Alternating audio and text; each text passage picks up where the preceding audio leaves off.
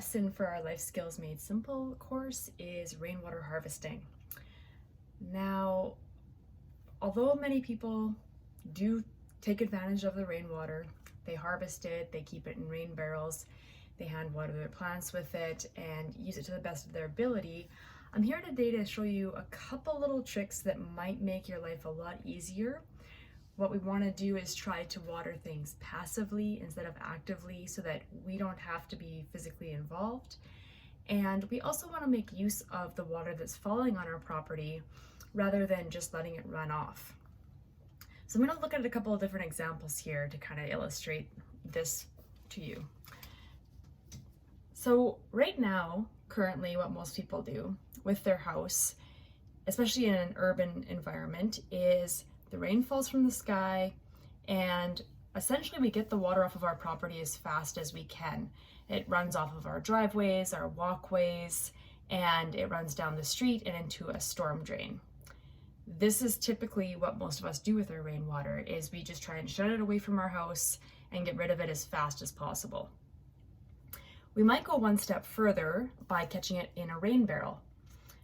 Now, I have mixed feelings about the rain barrel. In one sense, it's really nice because you can store the water for a long period of time and make use of it later. But as I'm going to show you on the next example, there is another option to storing the water in a rain barrel and still making use of it on your property. So the downfall to having it in the rain barrel is, of course, that you need to walk over to the rain barrel and you need to take the water out of the rain barrel and distribute it wherever you want it. Now, what I'm proposing instead is to perhaps remove the rain barrel or at least set up an overflow on it so it goes somewhere beneficial. So instead of having this rain fall and get collected in one spot where we have to move the water, why not just direct the water in the first place to, say, a bush or a bunch of your flowers in your front flower bed or something like that? To me, this works much better. If we can have our soil set up in such a way that it acts like a sponge, then we can store that water in the soil itself rather than storing it in a barrel where we have to move the water later. Now, there's lots of different techniques for doing this. This is just to give you that idea and plant that seed in your head so that you can kind of take a look at your own yard and see if this might work for you or not.